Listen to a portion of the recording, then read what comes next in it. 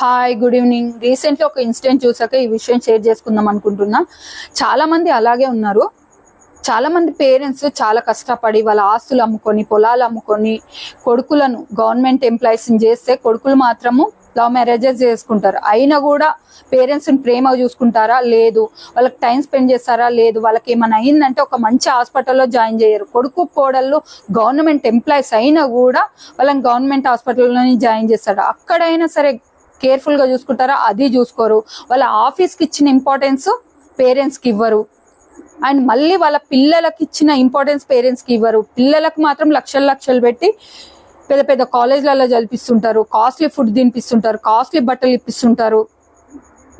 మళ్ళీ పేరెంట్స్ చనిపోయినాక ఫోటోలకు దండలేసుడు, స్టేటస్లు పెట్టుకోవడాలు, వీడియోస్ పెట్టుకోవడాలు, ఏడవడాలు అండ్ పెద్ద పెద్ద ఫంక్షన్స్ చేసుకుంటుంటారు. బతుకున్నప్పుడు చెయ్యండి, చనిపోయాక చేస్తే ఏం లాభం? వాళ్ళు బతుకున్నప్పుడు ఇదే ప్రేమ చూపిస్తే వాళ్ళు ఎన్నో ఇయర్స్ బతుకుతారు. వాళ్ళ వల్ల మనకి ఏం రాకపోయినా సరే వాళ్ళ ఇంటి ముందు ఉంటే అదే చాలా ధైర్యాన్ని ఇస్తుంది. సో వాళ్ళకు కొంచెం టైం స్పెండ్ చేయండి, వాళ్ళతో ప్రేమగా ఉండండి. వాళ్ళు అంతకు మించి ఏది ఎక్స్పెక్ట్ చేయరు మీ నుండి. మనం కూడా ఏదో ఒక రోజు పేరెంట్స్ అవ్వాల్సిందే. సో చనిపోయాక ఏవేవో చేసే కన్నా బతుకున్నప్పుడే వాళ్ళకి ఇంపార్టెన్స్ ఇచ్చి వాళ్ళని కేర్ఫుల్గా చూసుకోండి.